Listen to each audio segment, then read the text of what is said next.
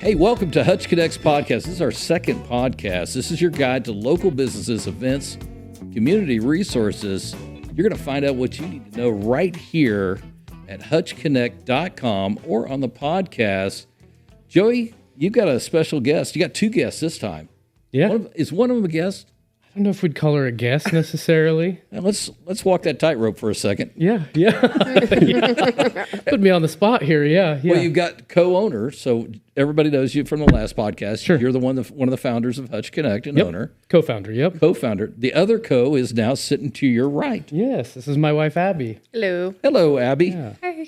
And what's our first? We got four businesses in this podcast. Let me go through them real quick. We've got Salt City HVAC. We got Sara Photo. What is her last name? McMillian. Sara McMillian Photos. 2 lab techs, which I can't wait to tell you how I figured that one out. Yeah. And sitting to your right from Cutting Edge, Jared Scott. Jared Scott. Welcome to our studio. Thank you. Appreciate it. Well, tell us a little bit about what is Cutting Edge. Yeah, so we're a full-service construction remodeling company here in Hutchinson, Kansas. We were formed 3 years ago almost, there in January. Well, I'm an old guy, and you're a young guy, so I knew it hadn't been that long. How old are you? Let me just throw that number out. Well, tomorrow I'll be turning 29. All right, Yeah, congratulations. Last year, my 20s, man. I turned 43 this Tuesday, so we're close I to saw that. Capricorns there. Yeah, 50-something or other. So anyway, 29, how long you been in the construction business? Construction, probably like 3 or 4 years. Maintenance, 5 or 6. Okay. So kind of decided to take that jump. And so you started your own construction business. I did, yeah. Is it co-owned like this right here with Abby and Joey? Is your wife involved? So she's involved. When we first started, I was involved. I had a business partner. Oh, do you? Yeah, we did. And then we decided to kind of go our own ways. He had his own thing he wanted to do. Yep. But I still wanted to keep it going. I liked it and I loved it. Love interacting with people. So that's kind of where it started, really. That's my business partner right there, Wyatt, to my right. Might be going my own way on that deal, too. So, now, I was on your website. You got 2 little helpers, too. Shout out to them. Those are cute as Cute buttons. kids, yeah. I do. Hey, they're good promotion, man. I'm telling you. Your back page is perfect. That's how you reach the emotion part right there. Yeah. Because she's holding that card up. Like, Yeah, there you go. Yeah, that's definitely one of the photos that I use. I was like, that one is going to go on the website for sure. What is her name? Leia. Leia's head of social media. Yeah. Yeah. Perfect. So you've been doing this for about 3 years. What is your specialty? Reaching out to you, what should I reach out to you for? So full home remodeling. And Really? Full home remodeling. Because that's kind of hard when you think about it. The problems we always had at the beginning was kind of coordinating, because you're coordinating with different contractors. Yeah. Especially the commercial contracts. That's kind of seemed to be a little harder, and I kind of stayed away from there. So it's mostly residential. But being able to coordinate with different subcontractors, timelines, budgets, knowing how to talk to people, and actually getting what they really want. That's the hard part. It's not just selling them a service, but it's what do they want. So if I've got a house, I know I need flooring work done, maybe some roofing. You're the guy that can help me even if I want to throw a deck on the back. No, go. You can make all that happen. We can make it happen. Okay. And We can then make it you got to happen. deal with the construction guys. Yeah. Well, that's kind of the harder part, actually. I'm not looking over at the HVAC guy in the right. I worked with Mike a couple times. Yeah. Okay. All right. And it's a lot about building the trust too, right? Like you and I kind of talked about it. That's kind of where you differentiate yourself, is the trust part of it. Yes, that's the hardest part. I mean, and kind of hate to say it, but Hutch got a bad name within the last 2 or 3 years of just bad contractors. And it kind of makes the ones that's really in it, that's really in the game and wants to help people, wants to raise their family and teach them the trade too, makes it harder for us. Yep. Well, You yeah, know. once you get burnt, you're very gun shy about things, and it's easy to do. I mean, there's guys that make shows off of showing people's mistakes, that Homes on Homes, I think is what it is. Yeah. They literally just go through and he shows, different things where contractors have messed things up or whatever. So yeah, it's, I'm sure that is probably a tough thing for somebody, but it's one of those things where you have to have somebody, you need something.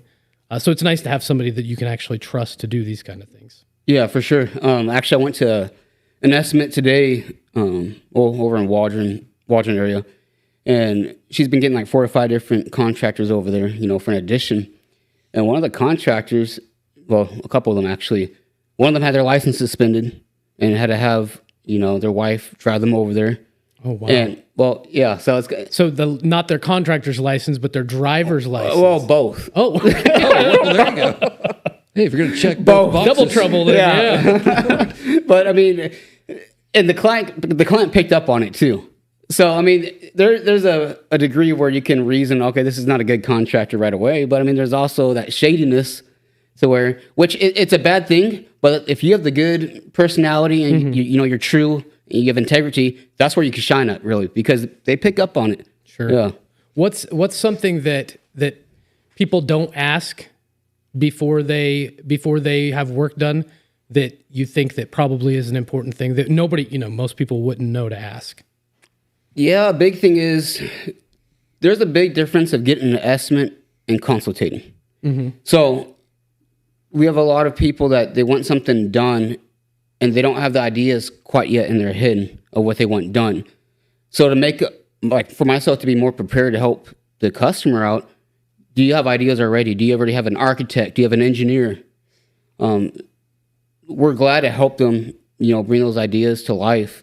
But to help us be more prepared, it's, better questions to ask. That's the big thing. We want to ask questions. Yeah. Yep. So with homeowners and our potential customers, having those ideas in their brain, and if not, maybe get in contact with the local engineer. Sure. Another thing too, big question to ask is, are you licensed? Yes. You have to ask that. Well, so we actually, the way that I met Jairus actually was we want to get a little bit of work done, and he came over and talked to us, and I did a little bit of homework on it, and it is a little bit overwhelming, right? There's so much. And then even when you came over and were talking to me, I'm like, well, I didn't think about this. I didn't think about this. I don't care what color the cabinets are. That's her job kind of thing. You know what I mean? There's just so much that goes into it, even if you do try to prepare a little bit. And you guys were laid back. I like that. They were laid back when I came over. Like, well, we're not that picky. Just update it, I like that. What color are the cabinets, by the way? We haven't decided yet. We're still well, in the there's process. no we to this. You understand? Well, I'm pretty laid back myself. So I just want it to look good and not 80s. Well, and what you're paying for is expertise, and even a young guy is going to be a heck of a lot smarter than I am. And my grandfather was a roofer, and what was remarkable, I'm going to go back to these licensing and Hutch having a problem with contractors or what have you. His life was real easy 20 years into his business because he had such a good reputation in Wichita. And, he didn't have to work for business at all. But as he put it, he goes, I spent 20 years working my tail off, that if there's a leak at midnight, I got in my truck and went and fixed it. And that's got to be part of that mentality you have. You're invested with the customer. Exactly.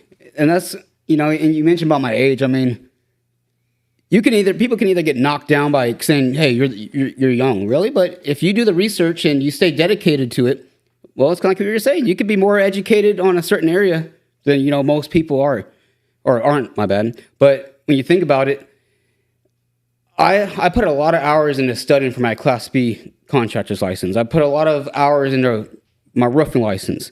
I put a lot of hours of just staying up late studying, making questions up, doing the Quizlets, hoping I would pass. Yep. And that's a big thing, is just continuing to learn, because if you really love something, you're going to stick to it, even if it's going to be difficult. So, I mean, I want younger ones to do it more too, because you don't have to let nobody look down on your age, No. Well, I've been there. I remember when I was young, back in the day.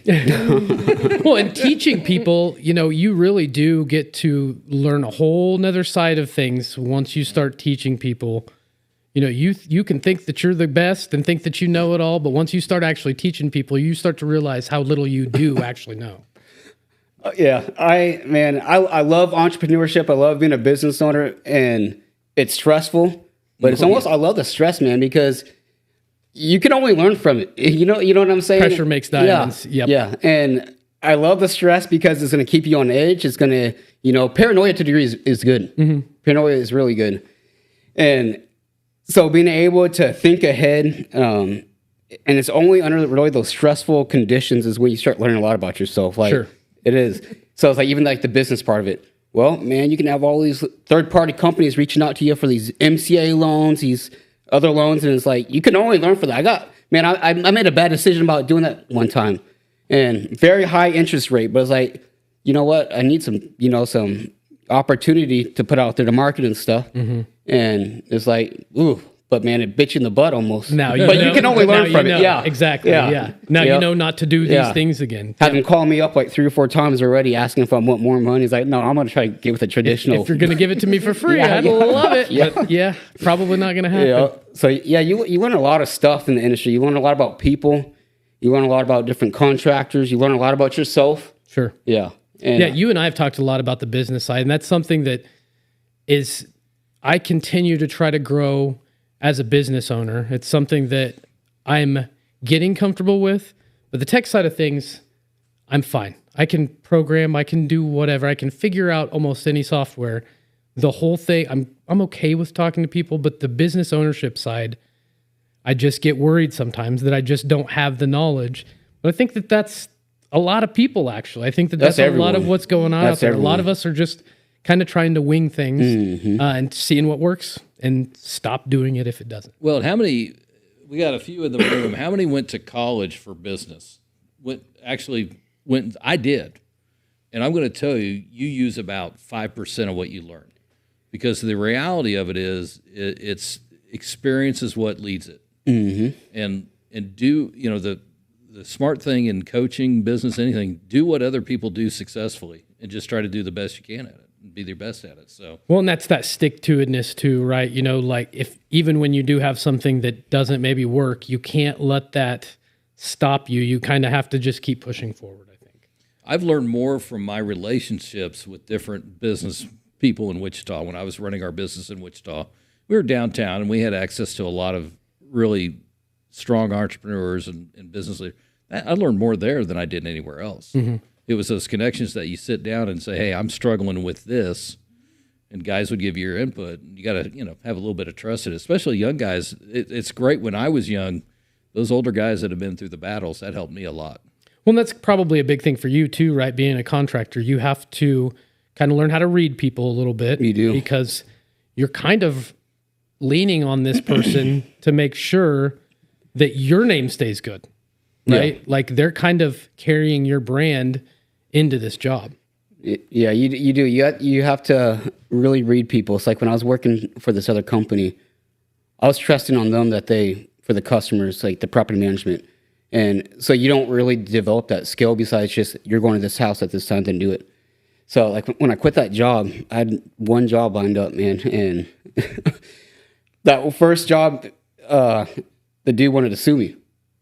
Yeah. Wow. He wanted to sue me. So I was like, oh, man. Like fight or flight, man. Like, what do I do here? Yeah. Long story short, he didn't sue me. And now I can only learn, man, now looking back about that customer, you can only see like certain red flags and stuff. But I mean, that's vice versa though. You have to be able to, as a homeowner, to read a bad contractor. Sure. It's a back and forth. So you got to read everybody. Communication is a big thing, right? Yes. And I think that's for me, that's something that's pretty instant. If somebody's not willing to communicate, it's a big red flag because what are you hiding? What's going on here? There's something behind the scenes. If you're not willing to communicate with me, what's going on? Yeah. So I'm glad you brought that up. That is a big thing. You have to be able to communicate, whether it's a customer or an employee, a subcontractor. But at the same time, you can communicate all you want. For example, with this person here, I'm not sure if I talked to you about it, but it was an employee or a subcontractor. He worked with me for like 4 or 5 months, and we were pretty tight. He was helping me out, grow the business, and vice versa. And came to find out, fake W-9, fake social, fake name. I was like, oh.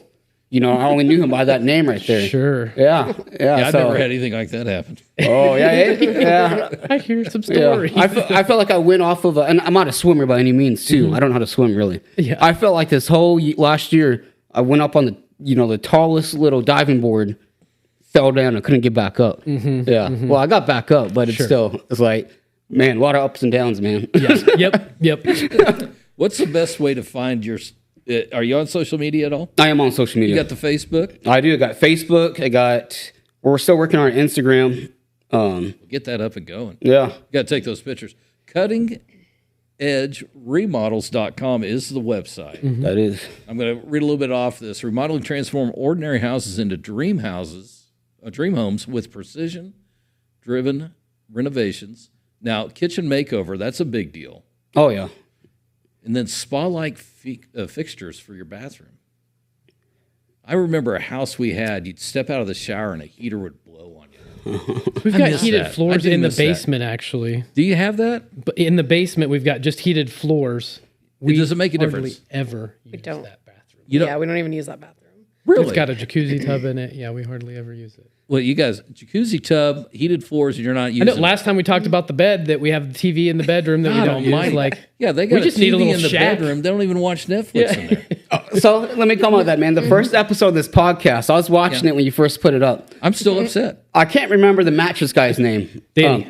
Was it? Yeah, Danny. Danny. Yeah. When he was saying about all these little customizations of a mattress and stuff like that, I even knew something like that even existed. It's Mattress by appointment. I'm telling you right now, it's life changing to have an adjustable base. I haven't Yeah. gone Go in and there talk yet. to him. We drive by. Go and talk to him. No, I don't have the money right now. He's got payment plans. For He's got God's payment sake. plans. I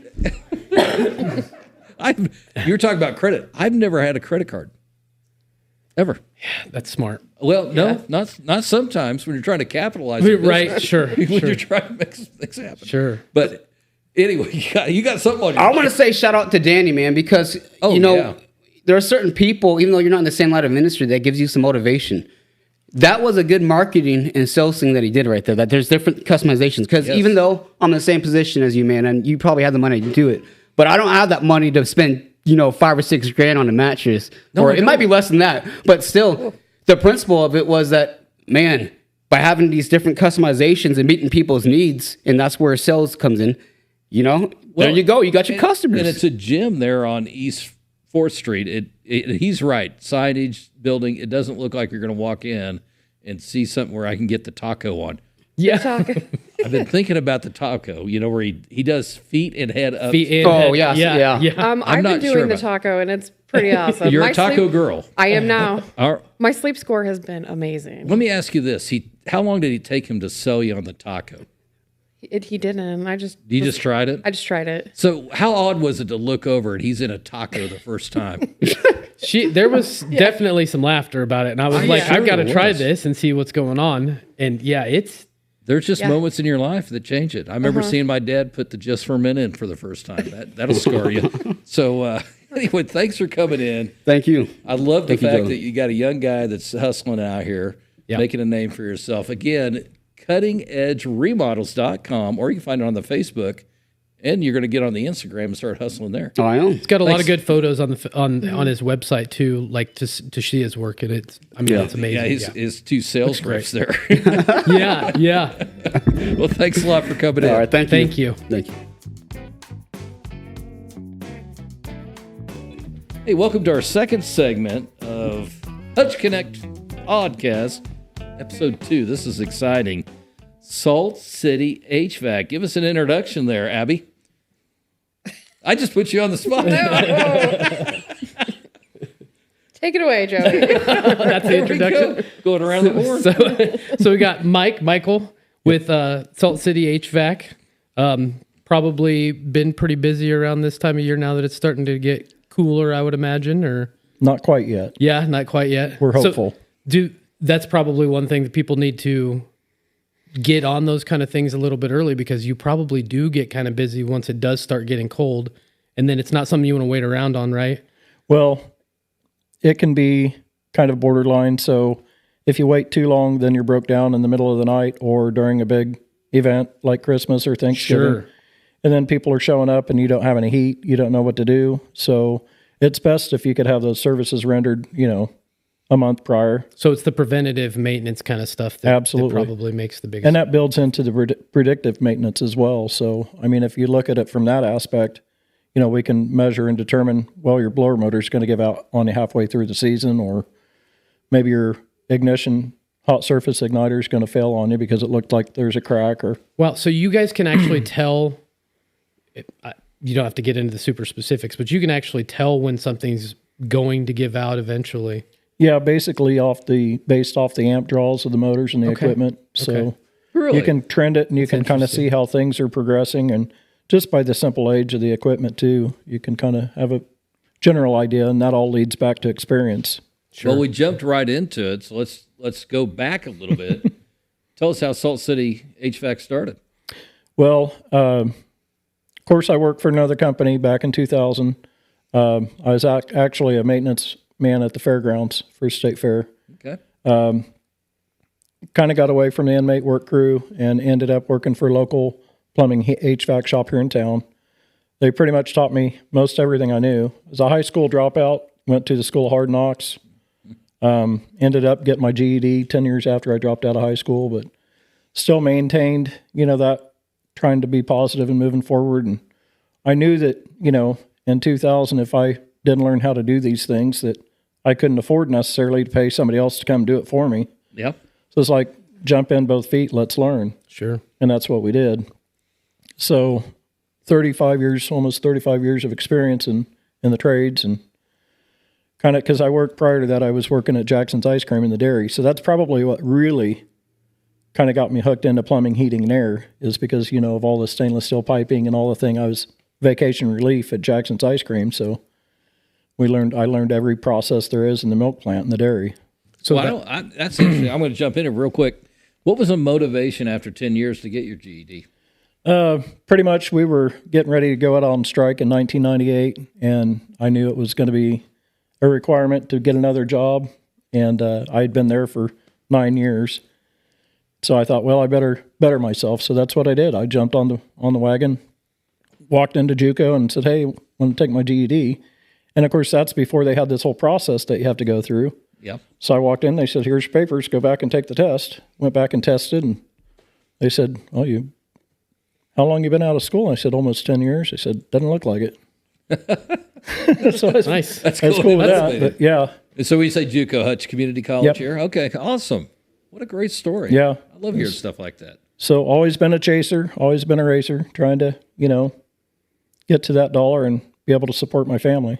Well, when did you start Salt City HVAC? So I bought a local company that had been in business here in the community for 31 years. I bought Doval out in 2019. Okay. And started refrigeration, heating, and air conditioning, all three. So you kind of do that it was all, in 2019. Right? Yes. Do you still do the refrigeration part Yes. too? Okay. Yep. What do you get the most business with? Is it mostly the heating and air? There's been a lot recently coming in with small restaurants and kitchen equipment, Okay. commercial kitchen equipment, walk-in coolers, walk-in freezers, nursing homes. So that's a lot of commercial stuff on that Yeah. side, obviously then. Okay. Yes. Okay. And it's not bad. I mean, I like to do the residential stuff too, but there does seem to be a greater market for refrigeration for some reason. And I've been participating in, I can't even think of what it's called. JUCO has a deal that they do every year, and they have kids come in, and it's from all over the state, and they test them, and I'm actually one of the judges for it. I can't even think of what it's called. It splits my mind. But whenever they come in, it's like not really a talent, but they have all these kids that are taking the courses and the classes, and they're learning. And we go in there and we judge their skills, their skill level. Skills USA, that's what it is. Okay, yeah. Anyways, I've been invited to be a judge up there for 3 years, and so it's kind of cool to go up there and see some of the kids that are out on the platform. And the colleges are all teaching you need to do residential HVAC, and I'm like, no, you need to do commercial refrigeration. There's definitely, so I went to school for coding, a little bit of computer science, and there's such a big difference in what you learn in school versus once you get out in the real world.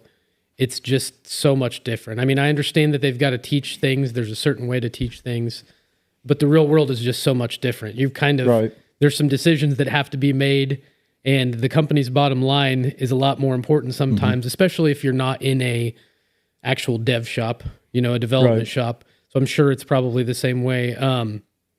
It's just a different world than what you think. In the moon's, I always say the moon's not made out of cheese. That's kind of what everybody, when you're in school, that's kind of how it seems. In a perfect world, this is the way things are done. Well, it's not.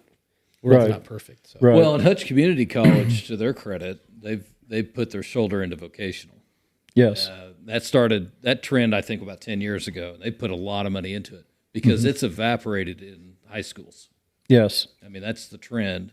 And oddly enough, we still need refrigeration and HVAC. Sure. I mean, it's always going to be there. So you go and judge the Skills USA. Yes. And that's through the junior college here in town. Check that out if you go to their website, Hutch Community College. I'm sure it's .ed or .org or something like that. I think it's .edu. Phenomenal maybe? vocational setting. So, and you do have a website too, saltcityhvacks.com. I'm going to ask you something. I'm going to sound stupid. Commercial, residential. What is VRF systems? So VRF is a veritable refrigerant flow system. So Should have known that.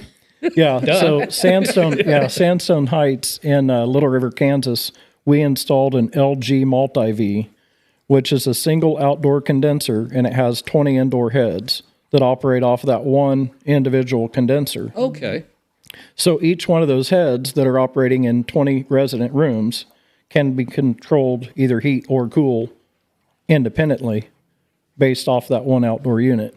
Really? And these LG Multi-V systems are quite incredible systems. Obviously, we have them in the hospitals. We've got them in JUCO. They got them up there. They're in a lot of nursing homes.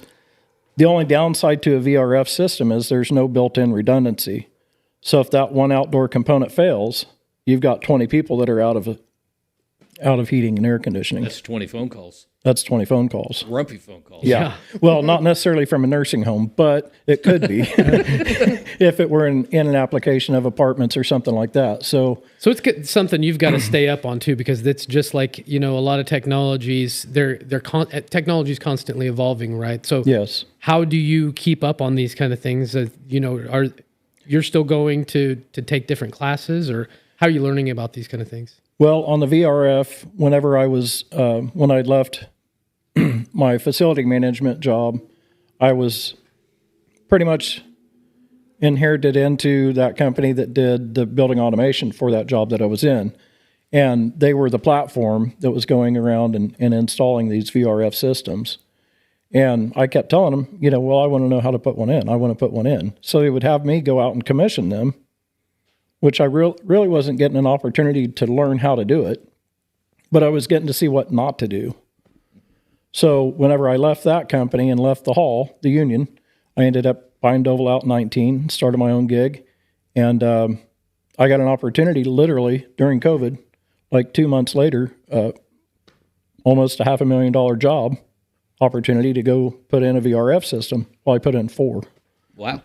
And they still, to this day, work flawlessly. I've had a couple of repairs and warranty replacements that I've had to do on it. Outside of that, they're still operating just like they should.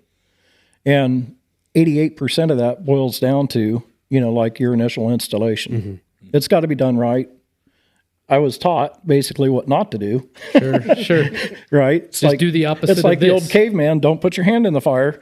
Right. So it's kind of like, that's how I learned. Don't put your hand in the fire. It's going to burn. So now I've found out that you kind of hold it out slowly and get closer.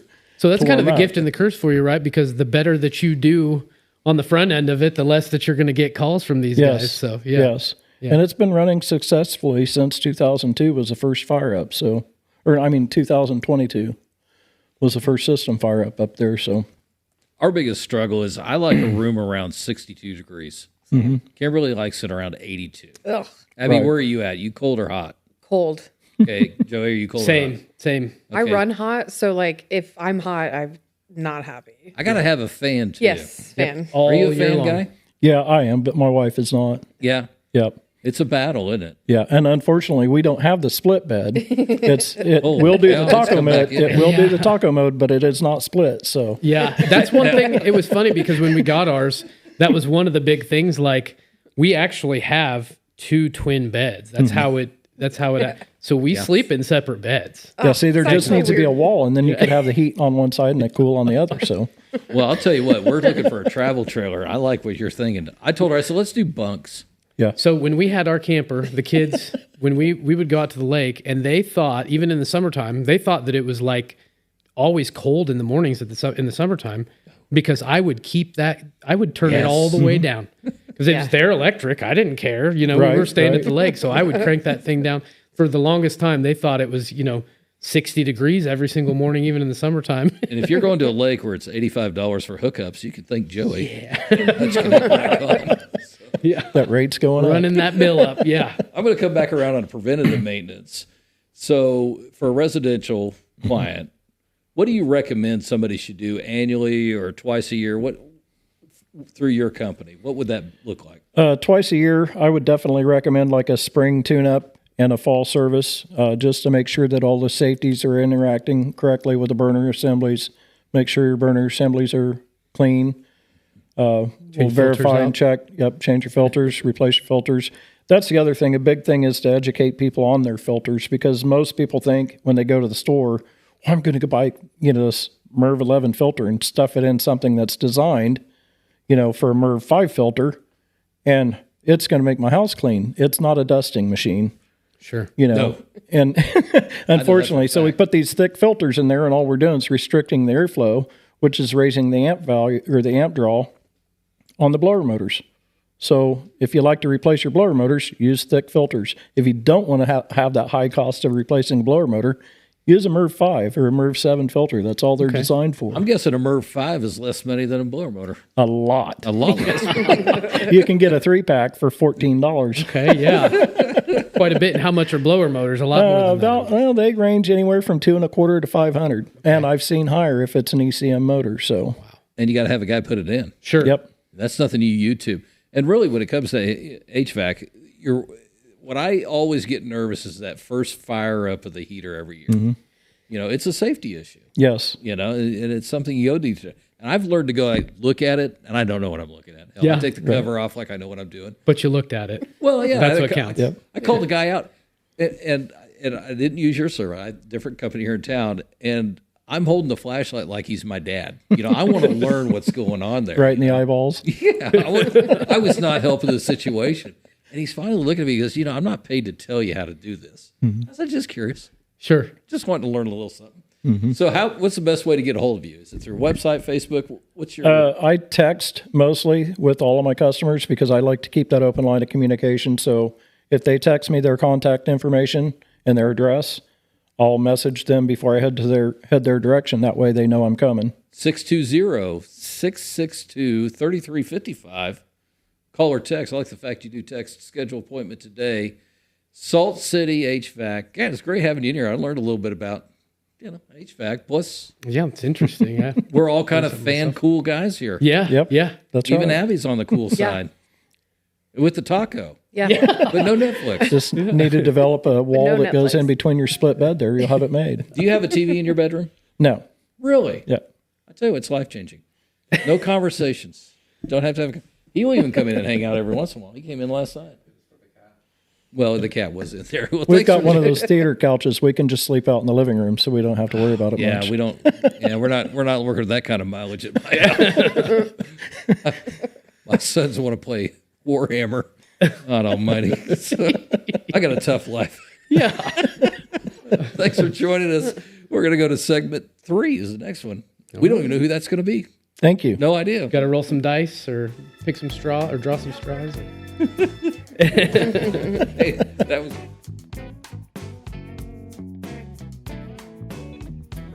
All right. This is our third segment of the HutchConnect Podcast, episode 2. Got Abby, got Joey. We got a photographer I've met before. This is so great. Sarah, introduce Hi. yourself and what you do. My name is Sara McMillian. I help people show up online as just exactly who they are. I love that. Yeah. Show up I online. think we just have some kind of visibility wound, I feel like. For some reason, and I'm 44 and I just didn't grow up talking to a camera, like all the kids these days, and Easier the for younger them. generation, they have no problem. But people my age, are a little older are you just freeze because you're I don't know what to say. And people just get nervous. So I feel like I say a lot, Hutch is the last of the party. And Yeah, that's fair. how can we work at bringing the party sooner? And by party, I mean like content, I mean clothes. I mean, I feel like we're last to everything. And so I just like to help people stand out just as who they are, and they don't need to be anybody else. They just need to be themselves. Well, and it's businesses and creators get noticed online, professionally, with social media content. Everything's kind of driven that way. And you could tell, who's comfortable and who's not. Yeah. I'm really shy and introverted, and it's difficult for me to it shows. So Definitely. I got that read on you. But what a neat way to add that element to HutchConnect, where, somebody that's HVAC, before, he was real comfortable, by the way. He got it. He was swinging the bat well. Sure. But he has a passion for what he does. But there's a lot of people, just trying to create Yeah, and that's what content. he's like. I bought a tripod, and I haven't figured out how to, get started. A lot of using people it. don't know where to start. And I'm like, just start. Like that's I lived in stuck for forever, and so it's like I just want to like bring people along and like not go through that like messy middle that I went through. Like just don't, like, nobody's looking at what you're looking at. Like girls are always like, oh, I need to lose 10 pounds before I do that, or like I don't feel comfortable, or like blah, blah, blah. And it's like, nobody is looking at your waist. Nobody is like, oh, why is she wearing that? Like, that's just a story that you're telling yourself. And I think I've had a lot of life coaching. And so I know that my thoughts create my feelings, but a lot of people just live in this like loud inner critic, and they don't talk about it because they don't think that it's normal. They think that like it's abnormal, and they think they're weird. But it's like, it's self-sabotage, and like, it can be healed, and like you could have a whole new life if you wanted to. But I think a lot of people are jealous because they see that kind of thing. You think that you're going overboard, but I think a lot of times people kind of look up to that, and they want to be able to be that free. And for a business owner, you kind of have to put yourself out there. You do. You're gonna swing the bat, and you're gonna miss. But part of the whole thing is swinging that bat and missing, so that you can understand this didn't work. Because if you don't know what works. The only way to get to what works is to know what doesn't. Yeah, and we are in like a trust recession with AI too. Like I love AI and I use it every day in my business, but like sometimes you're like, is that real or is that AI? Like I don't know what's real and what's not anymore. It's the dead internet. And so it's theory. like when people meet you and they know you and then they see you, then they're going to do business with you because they know, like, and trust you. But if you are just using AI people all the time and you're not using your face and you just don't show up. I did it was called Content to Cash last year, and it just really opened my eyes. I was like, he's like, you don't have a content problem, you have a visibility problem. And that's what opened my eyes to, oh yeah, like, we all just assume everybody knows us. We all assume that everybody knows what we know. And so then we just don't say anything. And so it's like, you just have to say things, and sometimes uncomfortable things, and you just have to be who you are. And it humanizes you a little bit too, right? The mistakes, like, I don't know if you've heard AI like music, right?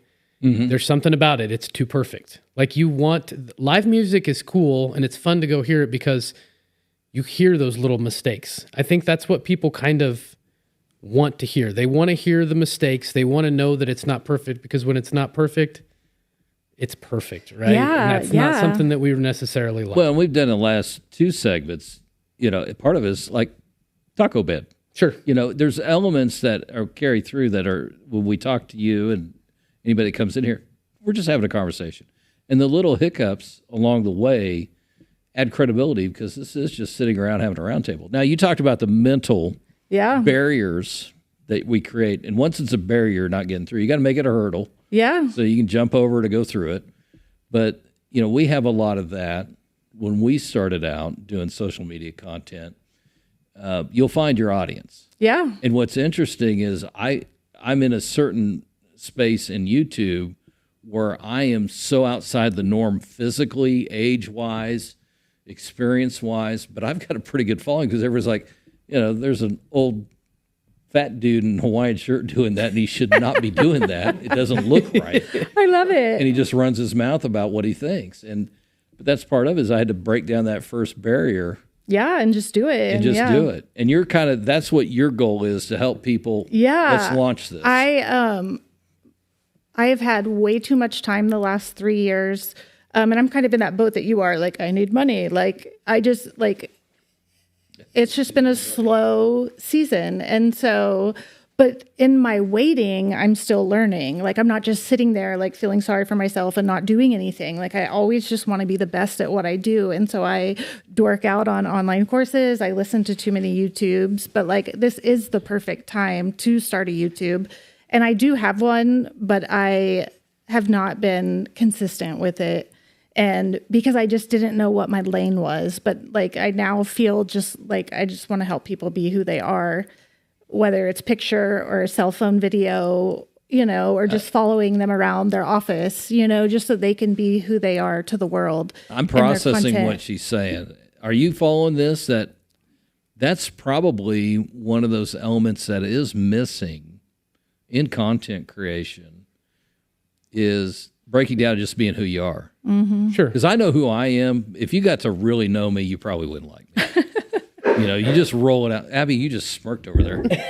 Like you really know me. Sure, everybody's tried to come up with this persona, and the reality probably is you would be a lot more likable, and it would be a lot more easier on you, too, if you would just go with what you are. Yeah. Right? So that was actually what I was going to ask. What is a mistake that you think specifically business owners, right, are making when they're making their content? What is one thing that you would say stands out?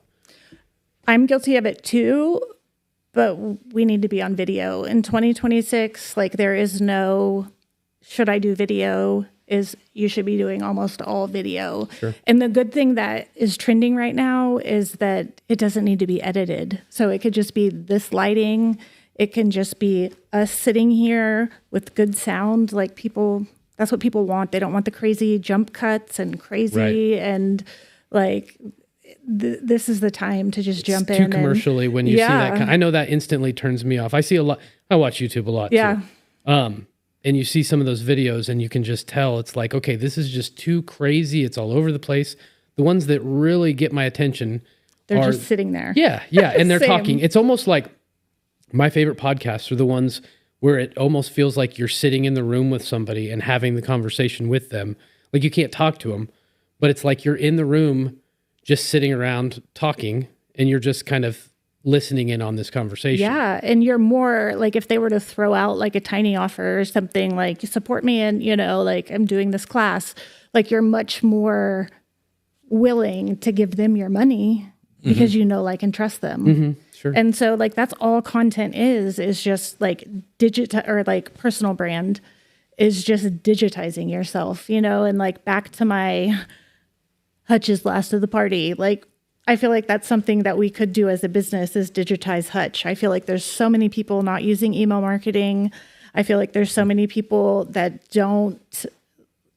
they just don't know what to do, so they don't do anything. What do you think the apprehension is in somewhere specifically like Hutch? Is it where these business owners are scared it's not going to hit?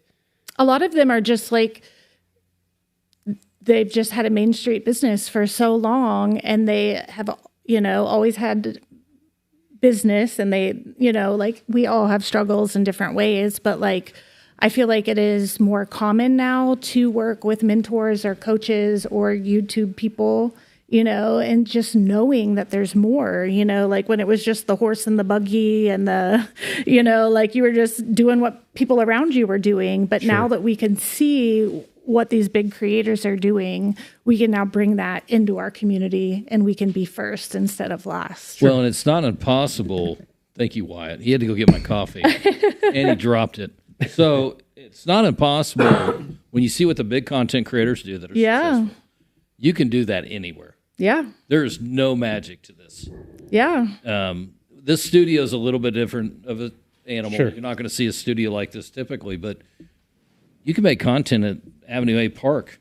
Yeah. Granted, the gazebo's open, you know. Right. And just sitting with in there. yourself and saying, I am the content, and like everything in your life. Like I took a video of myself walking in the snow on the way here tonight, you know, and like people buy into stories like 70% more than they do just something random. So if you can be good about, and I always tell people, it's not like once upon a time kind of story, but if you just make it a story and like use good words to describe it, like people want more.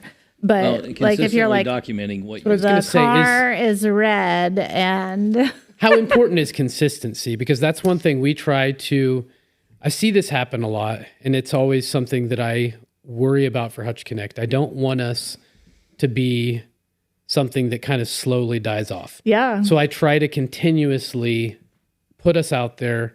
That doesn't mean that I'm just, throwing things out there all the time. I try to be aware of what we're putting out, but I try to stay in front of mind all the time. Yeah. I want people to know what HutchConnect is. I think that a lot of people don't have a marketing problem. They have a strategy problem, but a lot of people just don't know how to strategize and to use that side of their brain. And I live in wonder. So I'm like, that's like my favorite thing to do. And with AI, it's really helped a lot, but, and I'm ADHD, so I'm like 97,000 ideas. But, I think if more people if you just like gave them a plan of like, okay, do this month, like record these 4 things, do this in this app, this and that app, and then, check back in and like write everything for them, and then come back in 30 days and let's see. Yeah, and what with all the happens. analytics that is available to you too, that's the nice thing. And we use AI a lot too. Yeah. Especially to look at those analytics, because data, I'm a data guy, work with SQL databases all day long, right? And data is only good if you can actually analyze the data that you have and actually have actionable items that you can actually use to improve with that data. And that's one thing that AI is great at, right? Like you can put this content out and you can say, okay, this worked, none of this worked, so stop doing that. Lean into this a little bit more. I know. I feel like we should just let the tech guy just like slide in here. Yeah. It's just. Well, I think probably the biggest issue that businesses have, and we're marketing, podcasting, so this is our focus. Now, prior business experience, I didn't have the time or the patience to handle my marketing to a certain extent. It's the most important piece. Yeah. Because we were pitching to school districts nationwide. They needed something in front of them. But again, that tool, you got to be a jack of all trades. Yes. You need somebody really to come in and help you and supplement that. Yeah. And once you make an investment in your marketing, you're going to follow through. So talk about what you can provide. I just have like a brand clarity package that I could take pictures of you. I can take video of you.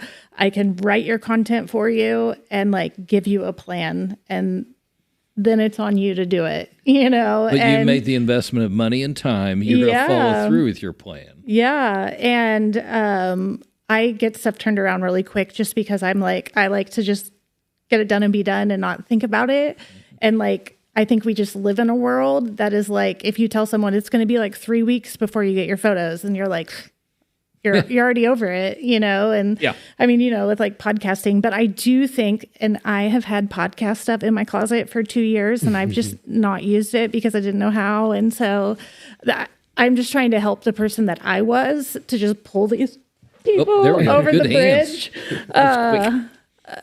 And just not have to walk on that bridge alone like I did. And like, I have paid coaches, I have done stuff, but I have just sat in so much trash. And so I just want to normalize to like the mom that's out there that's like, oh, I wanted to start that thing. But like, there's so many good ideas out like, there. Yeah. And it's like, my dad always said, like, if you don't make mistakes, you're not learning anything new. I would make the dumbest mistakes, like Christmas cards. I would put the wrong year or the wrong date or the wrong number on like a basketball order or something, you know, and it's like, oh, I just slow down and look at it again. But like, and my dad's like, well, if you never made a mistake, you wouldn't be learning anything new. So I'm like, okay. Oh, your dad was easy. My dad was like, you better fix that. What the hell happened there, son? I know. I feel like inner child wounds. Like I feel like I have to really watch what I say to my kids because I never want them to have like this like loud voice of me in my head. And I just think of like you and your dad. I'm like, I hope you don't have that mean dad voice in your No, I've never had mean. My dad was a perfect every time when competing. Yeah. Be your best was his slogan. And he always emphasized it's your best. You're not going to be the best. Just be your best every day. And you saw that. Your sign up there. Yeah. Yeah, and I think that was what he keyed on, and that application to anything you do. Mm-hmm. But you want to compete. Yeah. You want to be your best. You're competing with yourself. That's what happens with content creators. Yeah. They compete themselves out of not doing it, and then they're not going to win. Well, and it's like just pick one format. Like you don't have to do 75 things, but like if this kind of content works, do that. Well, this like, magic man over here, you're taking my full-length videos and creating content, reels, shorts for YouTube. Yeah. That's brilliant. 12-second hitters. And that is a digitized Hutch thing. Like that's something that you walk down the street. Somebody said the Gun Bros have like a really good YouTube. Oh, they're phenomenal. I'm not a gun person, so I didn't know about that. But like, I mean, I think that kids these days like can dream as big as they want for a job. And that is something that nobody ever told me when I was a kid, that anything was possible, you know? And so it was like, you think that you have to be this, that, or the other to make the money. And like literally kids these days could just cut video, you know, instead of working at the diner. Like there's so many ways to make money, but we just get so lost in our head. I don't know if this will make the cut. Memorial Hall is looking for a management agreement, 10-year agreement. We're pitching it. And one of the elements we want to put in there is an incubator and accelerator in the office space that's going to be Startup Hutch is tied in. They're committed. The Chamber of Commerce will put office space in there and share. But when you're pitching it, I told them, I said, you got to have a social media studio for these new businesses. You've got to have the streaming capability because a Twitch streamer, that's a viable entrepreneurship lane. It is. And if you can't accommodate that bandwidth, and then on top of that, you need supportive service AI, not just the guy that's going to utilize it, but maybe the guy that starts working in it. Mm-hmm. Well, that takes some power. Mm-hmm. I mean, you're talking $20,000, CPU computer sitting there. Oh, yeah. That's the reality of our economy. And why does it can't be here? Yeah. Yes. We look at everything like one of the pitch parts is esports. Kim even was critical in the RP. She goes, are you sure you want to say it like that? I said, this will be the premier venue for esports in the state of Kansas. Yeah. When I first met Brett, I go to Scuttlebutts a lot. And so I met Brett Thomas that works at the library there. Brett knows and everybody. So Brett has been trying to get me to come meet you and Kim, and because he knows I want a content room. And he's like, oh, you have to come meet them because you guys have like the same idea. And so I'm like, yeah, like I just want people to not be afraid to do content and to like just normalize it. I tell Joe at Scuttlebutts, just put it in your daily, like the girls are going to be on their phone at this time and this time and this time, and you're doing live content. I was like, A, you just won the award for best coffee shop. B, like you need to be present and you need to like be. Well, and I need to take my own advice too. I haven't been very good. I was trying to do a live video thing and then Christmas but I need to. It gets overwhelming, right? And that's the thing. You kind of have to make it a non-negotiable, I think. I mean, I know. So we schedule out and we have a content schedule and we just schedule it out. I sit down and I just do it. Every morning I spend time and I just commit to it, right? Yeah. So I guess that kind of goes along with this. Like, what would you suggest for somebody a business owner that knows that they need to make content? Like, what's the first place to start? You are the content. Like, grab one of these little handy photo tripods and just video you doing whatever. Like, you could put your camera in the, like, cupboard of your house close it and open it up. You put it in your refrigerator. Like, just do stuff that's going to like stop people, you know, like they're not expecting it, you know, if it's like B-roll. I like that idea. That's a good idea. Yeah. And there's a guy that I love. He's in California. His name's Christo, but he's like, be weird. Like, people want you to be who you are, and we just think that we have to be this person, and like we can only be this person, and that like, definitely stops me a lot of times. The perfection aspect of it, right? It takes me forever just to get something set up because I'm so worried about, okay, how does this look? How does this look like? And I'm looking at my notes because I listened to a visibility thing today, and well, actually, I'm like, well, be real here. I was chatting with AI last night because I'm like, for me, it's so hard to like put a price on something. Like, I just want to give everything away. Right. And it said, if someone uses your $450 headshot for LinkedIn profile for 2 years, website bio for 2 years, email signature for 2 years, business cards for 2 years, that's $450 divided by 24 months, which is $1,875 a month for a professional image that represents them to their clients, employers, and their network. Is that worth it? Yeah, absolutely. Heck yeah. Yeah. But like, yeah, it's like a whole nother thing. But on this visibility thing today, like they were just talking about like, what is your visibility wound? Like, what is it that's like keeping you? Like, is it the fear of success? Like, is that a visibility wound? Is it like learning the Google Calendar or Asana? Is that what keeping you from doing a content calendar? Well, and that's one thing I think that I'm... And does that have to be perfect before you publish? Like, yeah.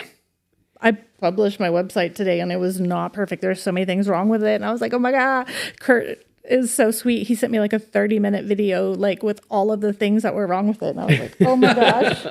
Dude, I've never done that by video. I'm going to do that to you one of these days, Wyatt. My sister. Well, I think I'm lucky in that aspect. Wrong. I've learned enough software that you start getting good at learning. You really do. Yeah.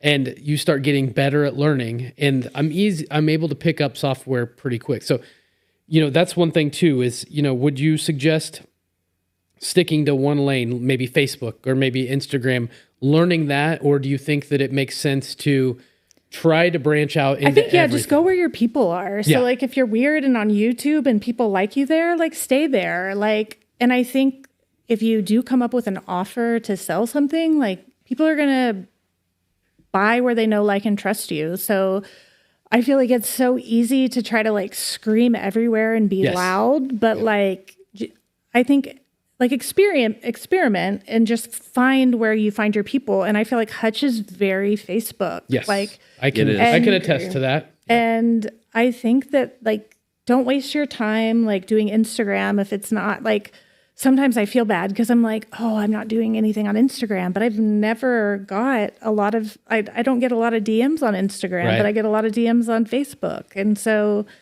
like, it's just finding your lane. Your channel, but the guy today, he also talked about in the book, Think and Grow Rich, like don't overplan, take baby steps. Every baby step gives you information. Like fear is a feedback loop, you know, and like, yeah. I'm like between books and podcasts and YouTube, I'm like a huge dork with I'm like, if you need a book or a podcast, I'm your girl. Well, you know, Joey, speaking of Joey, we're here for segment 4 of HutchConnect.com podcast. This is our second podcast, and we're rolling in with Abby, Joey. We've got 2 labs. I'm sorry. Introduce yourself. My name is Christian Miller, the owner of 2 Labs Tech, which is an IT service provider for rural communities, farms, churches, ranches. All right, and the reason I'm chuckling is I'm looking at your website. It took me a while to figure out the 2 labs. I thought 2 laboratories. This guy's really good at what he does, but no, you got 2 helpers. Yeah. What are their dogs. names? Luke and Vader. I'm a Star Wars fan, so Luke and Vader. Yeah. There it is. You're in good company. You are an excellent company. Did you see the poster on the wall in there? No, I did not see 1977 movie poster, Really? original, from Germany. So if you read German, you're going to love it. I don't read German, so. Well, you're probably not going to like it. Yeah, so Vader was a terror when I first got him as a puppy. He was the black lab. He was the first one. So the name fit him as a puppy. But over time, Yeah. he's turned out to be the more mellow of the two, and now Luke is the terror. So I don't know how that works. Well, you lose your hand. I mean, Yeah, that's you're true. not going to be happy. Yeah, that's true. Going to be a little. So, how old are they? Luke is 5 and Vader's 10 now. Okay, and these are actual. They go with you to work. On occasions, if the client doesn't mind it, yeah, I'll bring them along. A lot of my farm clients don't mind it so much, so they travel with me. You got them running Cat 5 or anything like that? No, they won't do that yet. We're working on it. They will fetch a tool now and then. Okay. Vader especially, Really? he's really good at it. Yeah. Really? I've only seen that one other time. Crazy as a guy had a dog trained to get wrenches. Yeah. Never got the right one, but it's cool to see it, in the shop. All right, so tell us what your company does. We do everything from IT support, networking, cybersecurity. We do a little bit with AI services. I've been doing a lot with actual physical security lately. What I'm seeing in the market is a lot of people are getting more comfortable with cameras at home, so they're starting to realize that cameras in the business are more necessary because they don't have them or they're antiquated and it's time for an upgrade. So several of my last 4 or 5 jobs have all been around installing cameras and setting Really? up cameras and doing door access controls and stuff like that. I've actually got 3 jobs lined up in Houston to do that same thing. Well, the It price where? point is really Houston. coming down. Yeah. Houston. I'll Yeah. be darned. So you're out of state too. It's kind of a buddy deal on that. A friend of mine who comes up here and hunts in Kansas all the time, he's a general contractor and he builds big metal buildings. He's working with somebody who's been having a lot of theft on their property, and he recommended me, and they agreed with the proposal that I made. So it's 3 Nice. sites. What do they hunt up here? Deer. Yeah, a lot of guys travel in to Kansas because we've got the biggest whitetail, I think, on the planet. Other than Canada, probably. That's true. Yeah, I've seen them in Arkansas. They're like little dogs, Yeah, in Texas, they're little too. little dinks. Yeah, Yeah. they're not much to them. Huge racks, but little bodies. Little bitty bodies. Yeah, I'm the opposite. So Yeah. you do security systems, and that's kind of a commercial application. Door access, that's obviously important to a lot of places. Do you do any commercial properties in this area? Not really yet. I mean, I work with a couple churches out of Wichita, a couple small businesses here doing networking more than security yet. Okay, well, hey, we're going to take just a second. Wyatt, I need you to push his mic in just a little bit. Yeah, we talked a little bit earlier about having mentors in the community and that sort of stuff. I work a lot with Dynamic Electronics, if you know those guys, Slade and Adam. Yeah, So absolutely. they've been huge helps to me as I'm getting started in some of this stuff, and providing some referrals and some advice on what to do from an accounting perspective. There's so much you have to learn as a small business Oh my owner gosh. on the fly. Especially being a tech guy, that's what I had no idea Yeah. about any of this stuff. I thought I was literally going to just be creating websites, writing code. It was just going to be great. There's so much operation stuff Yeah. that I even was like, okay, well, I'm going to automate this, and this. And I had to step back and be like, well, I don't need to do any of that right now. I need to focus on this, and this. It's the business side of it is definitely a lot different than being a developer, coding. I mean, any of that stuff. Well, there's so much, I don't want to say bad information. There's so much information out there. I didn't realize how much building a small business was a business in of itself. There's so many people trying to get a piece of your pie. Yes. And I'm like, I haven't even built the crust yet. Let's wait until I make the full pie before you start trying to take a piece. But there's so much stuff on Facebook and stuff like that. It just, when I imagined my grand vision of what Two Labs Tech would become, at some point I hope to have an incubator like you're talking about, where we can have entrepreneurs come in or small business come in. I provide all the tech and the office space to help you get started, and also some advice on don't make the mistakes that I made. Don't spend money on this. Don't listen to the one I love is the Facebook post that says anybody with an LLC can walk into a bank and get $50,000 today. Bullshit. You can't. Well, and you probably shouldn't anyway. Yeah, right. You can't. Trust me. They're not going to hand out money to a business that started 3 months ago. I know. I've asked. Mm-hmm. Well, and I've even had an experience with somebody that's in the space of helping people on startups, and we were having a third-party conversation, the three of us, and he goes, well, the SBA is such a great resource, and I've told you this story. We went to the SBA with Kimberly as majority owner of a company that developed curricula for special education. It can't get any more wholesome than that. Mm-hmm. And we got turned down. And the guy that turned us down, who ran Wichita, I was on his boat a month later chewing him out at his house down in Beaver. That's how well we knew each other. Money doesn't fall out of trees. Mm-hmm. You got to have a good concept, good idea, and be off and running. I also went to the SBA at Grant's recommendation. Mm-hmm. And what was funny to me is, here's a resource that's supposed to help small businesses. And one of the mistakes I think I made early on was I took all my money and put it into the business, and I should have held some back. Yep. Because what they want you to do is they want you to have your own investment, some seed money for your business. And I'm like, I wouldn't be asking you for money if I had money. Sure. What kind of sense does that make? Yeah. So, well, we're self-funded to this point. Yeah. And any kind of expansion or anything we'd want to do, we would have to fund it. Yeah. And I don't think we would. I still don't think I'd go outside source. But back in my other businesses, we looked at banks as partners.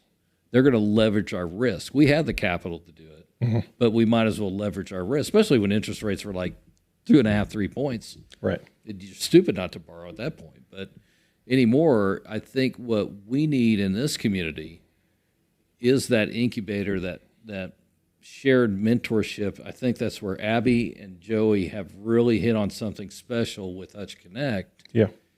That it's a group coming together. Like tomorrow in this studio, we won't be able to fit everybody, I'm sure. Oh, it's going to be insane. Hopefully it's not embarrassing. Yeah. But we're going to have such an eclectic group of people. They're hungry for it. I mean, you don't even, it's insane. There's just nothing like that. Well, it goes back to what Sarah was talking about. 2. And then you have what you do in the IT space. It's the emerging place to be. If you're not there, you're going to get overrun. Mm-hmm. And like security, that I started researching that. Holy cow! Oh yeah, we were talking like just door. When you said door access, there's a bell that went off in my head because I researched that for hours. I still don't know what the hell I'm looking at. I mean, it's a fascinating world. Yeah. Well, it's so cool how much it's all interactive together now, right? Like our Google, we have the doorbell. We have cameras in the house, but I'm a Google guy. I love Google to death. I know that some Google stuff is probably crap. Yeah, I'm a Google guy too. I didn't used to be. I'm a reformed Microsoft guy. It plays well together, right? Like I can get on Google Home and I can look and see who was at the doorbell. I can look at all the cameras. I can play the cameras on my TV because we have Chromecasts on all the TVs. I mean, but all this stuff is so cheap now. It's like you're kind of crazy not to, because there's been so many times where we've looked at that doorbell for whatever. If you can have these kind of things, why not? I don't have the door. I want to get something in the door. The door reader. Yes. Yeah. Well, and so there's a complexity that you're talking about. And I think this is, and correct me if I'm wrong, but the complexity is that a 2 entrance point home is a lot different than something that's got 12 access points. Sure. Yeah. And that integration and controlling. So like talking about Memorial Hall, once you walk in is one thing, but then there's going to be 20 access points within that need to be regulated. That's something where you step in. Yeah. Because I can't I got a blink here. Hell, I could barely run in. It's a doorbell and 3 cameras, and I look like a monkey in a football trying to get that thing to work right sometimes. Yeah. Well, that's where I think that's the benefit that I want HutchConnect to provide, right? Like the first phase is the getting our foot in the door as far as like a business directory, right? And getting all these people together and everything. But then the next thing would be like, if this business needs IT solutions, I've got a guy for that. I've got people right now that are coming to me all the time and saying, hey, do you have, is somebody on the platform this? Is somebody on the platform that? Not yet, but if you talk to them, let them know about HutchConnect and let's put them on. Then you've got a group of trusted individuals, just like Jairus was talking about. Hutch isn't huge, but it's definitely big enough to where you can get ripped off. There's businesses that can get away with crap. Yep. And they can do it for quite a while. It's not a small town like Inman where they can't get away with it for very long because it's so small. But they can for a while, right? But if you get a group of trusted individuals, it's not going to take very long for us to flesh it out and say, okay, that guy, we had to get rid of one already. Yeah, I like how you police it. Yeah. All right, so I got to ask the obvious question: how in the hell did you get started in it? Yeah. Yeah, so I've been into IT 20 some odd years. I've worked at, Fortune 500 companies, ExxonMobil, KB, Coke Business Solutions. And I've always done IT networking, sort of service desk, helping customers. So that's always been my forte. I got hooked up with a local internet provider. I was their first IT guy for 4.5 years, and then moved into IT and customer service, or ran their customer service desk for a long time. And I noticed when I was on their customer service, a lot of rural customers, farms and ranches, small rural businesses were calling in, not really because they were having a problem with their internet service, because they were having problems with their technology and wanting us to solve those problems. Yeah. I left there chasing more money, which I knew was a mistake. I knew it in my gut when I made the decision, but I did it anyway. Got to a place that I didn't really like, checked out of there 8 weeks after being there, and was sitting at home saying, what is my next step? What do I want to do? And I said, I don't want to report to anybody anymore. I want to be my own boss. I want to control my own destiny, so to speak. So that's where the idea came, and I started thinking about all those rural customers who were calling in for support. We oftentimes were trying to think of who we could refer them to, and we didn't have anybody that we could refer them to that could help them with our technology. And that's when Two Labs Tech was born. So April of 2025, I created the LLC, named it after my dogs like we talked about, and have been going somewhat strong since. It was slow getting started. It picked up momentum. Then as we approached December, people stopped spending money around this time of year, so it's kind of slow. But it's picking up as I'm heading into February. So. And so your niche is going to be working with the rural. Let's take a farmer, for instance. So the, what do you call it? The right to repair is a big thing. Mm-hmm. I started following that. Have you followed this at all? No. Right to repair, John Deere. You buy a John Deere tractor, you can't do anything on it without John Deere. Oh, and okay. It's so integrated with electronics now and computers. It could be as simple as it just needs to be turned on and off this one little switch, but John Deere won't let you touch it. And I started following this, and I didn't realize how integrated farming now is into technology. So I worked at AgTrax company here in town, and we did grain software. And yeah, I mean, the really neat thing was this has been probably 10-ish years, but they could follow grain from, it goes into all these different silos and everything, right? So you'd think it gets all mixed around. They could follow this grain around and pretty much tell you exactly where it came from, even after it's been in, how many ever silos. Again, you'd think that it's getting all mixed up, and it does to a point, right? But there's a lot of tracking, and a lot of that tracking goes back to software. Yeah. A lot of software for that kind of stuff. Well, now the hardware is integrated, so that means your home's got to be integrated. And, a farmer's home's their office. Yeah. It's more and more technology is being pushed to the farm. You look at a company like Greenfield Robotics. I don't know if you guys are familiar with them. They just got I can't remember what the number was, some millions of dollars of investment. They're a fairly local company. They're from this region. And they've got automated tractors in the field, and I think weed killing devices and stuff like that. So, I mean, farms and ranches are going to be more dependent on technology going forward as more and more of these things get pushed through, and your tractor needs to run an update, your grain cart needs to run an update, and you're out in the field and you've got no Wi-Fi. So that's one of the things that I do. I worked with a farmer in Sterling not that long ago to install point-to-point wireless across all of his shops. Wow. So he can walk from shop to shop to shop, and he still has internet.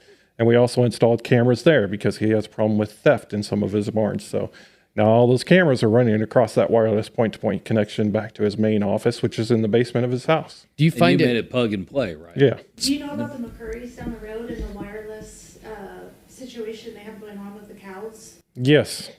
All right, tell us the wireless cow situation.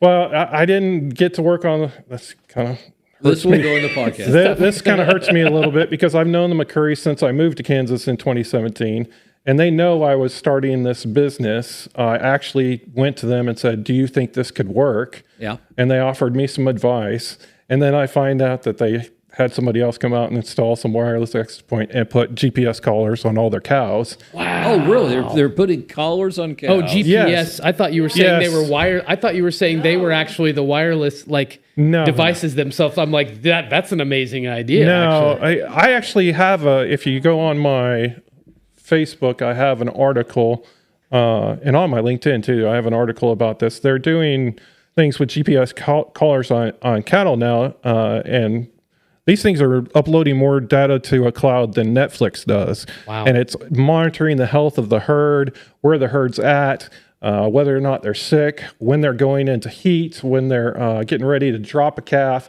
All these things are being registered by this collar that's tracking their health. So you don't have to go out there in the middle of the snow. Right. Yeah, and For the they babies. know, like, if, like, No, one of that's them needs, amazing. like, a little more to, Yeah. because it can be fenceless. Yeah. Like they don't have to have a fence. So how hard is it to get some of these, rural folks to buy into some of these things? Is there some apprehensiveness to technology? So what I love about the rural community, it's very much a trust-based business, right? If you, like we were just talking about, if you have a bad reputation, people are going to find out very quickly. Mm-hmm. And one thing that I think is funny about that community is that every farmer knows a guy, right? So I want to be the IT guy that they know, right? That's my goal, is to be the IT guy that the farmers know. So building that trust, building that rapport, really you have to demonstrate it over time before they feel comfortable giving you a call. I've been fortunate to where I've had a couple referrals to farmers, and that's gotten me in the door, and those referrals start to gain momentum, but it just takes time. Mm-hmm. Oh, it does. And I mean, we talk about social media. I can shout into the void of social media all I want. Farmers aren't looking at social media. They're not going to find me on social media. well, I'll push back on that a little bit. Their kids do. Yeah. And that's where you don't want to dumb anything down. Never marketing to kids should be directly as you'd market to an adult. I've always believed that. When I taught special ed, I'm teaching them just like the reg ed kids, and that would get pushback. But I told them, hey, treat them like adults, But if you market to the kids that it's fun, flashy, the dogs would be key. I mean, Luke and Vader, that's phenomenal. You always, when you're in marketing, you always look, what's the star of the show? And, Memorial Hall, when we pitched that, we said the hall is, right? That's it. When you talk about HutchConnect, I think it's Abby and Joey. When I think of you got a great personality, and don't get me wrong, but your dogs. Yeah. The name, to try to figure that out on my own and to feel how dumb I was. Well, they're good looking dogs too, right? Yeah. I mean, they're good. They They're look happy. Yes, Yeah. absolutely. I'm not a dog guy. I am for sure. We're definitely I dog am, people, too. and I wanted to pet the dogs. Well, For you know sure. the problem with dogs is they can't figure out where to go to the bathroom every time. That's where I struggle with dogs. They're a yard, Hey, I'm going to just right here. Tomorrow it's going to be over here. How about that? I live on 80 acres, so they can poo wherever they want to. Hey, we actually have a dog poop cleaning company. Oh, yeah, on on HutchConnect. HutchConnect, yeah. So What's the name if of you it? have that problem, get- number 2 crew. Number 2. Yeah. How about that? On the Yeah, so podcast. if you That is have that, awesome. if you have that issue, they could hook you up. I got Wyatt for right now. Give him a little scooper. Get him Yeah. after if I want to. Oh, I thought you meant he was pooping out in the yard or something. Wyatt? No, Yeah. he's pretty good about staying in the house. Good. We had some issues about a year ago. Sure. I'm going to tell you a couple of visits to the doctor, not the doctor, but the mind doctor. Anyway, probably the anything that, probably HIPAA violation happened in there. Probably shouldn't share that with anybody. That's the great thing about editing. We can edit the hell out of this thing. All right, so provide specialized IT services for agricultural operations, small businesses, and rural communities in Kansas. And so you're essentially going to walk onto a farmer's land and turn them into an expert in this world. They've got to be. Turning them to expert, yes. Be their expert. I want to be their expert. So the great thing about the services that I provide is it's fully connected now with automation, AI, some of the internet stuff. So if they're having a problem, once they've made a connection with me and we've got their stuff set up, I don't have to go on site every time to troubleshoot. I can remote into their computer, offer advice, provide some content for learning, some knowledge-based articles. It depends on what that person wants. I try and cater as much to the individual as I can because everybody digests content differently. So you just find out what works for them. Can I ask you, when you went out to look at you went Wi-Fi and a camera, point-to-point Wi-Fi. Mm-hmm. What was his issue? Was it the security camera or was it the Wi-Fi or was it both? It was both in the sense that he had the security cameras and he had a point-to-point system before, but it was about 12 years old and had recently taken a lightning strike. So he had lost a lot. Oh, okay. But in that time, in that 12 years, he had also built a new barn, a much bigger barn. And then that shop did not have any connection, any cameras, any Wi-Fi. And that's where they were having some problems with the theft because they have a tree row on the backside where people were able to just kind of walk in off the street and pull stuff out of the barn. So we set up new Wi-Fi and point-to-point connections and cameras on that site. I think we put 6 cameras on that barn. 6 cameras? Yeah. That's a big barn. Yeah. What's something that's small that a company could or a business could do that pays off big? So a small, something small they could do that would have big gains for them, especially like these farmers.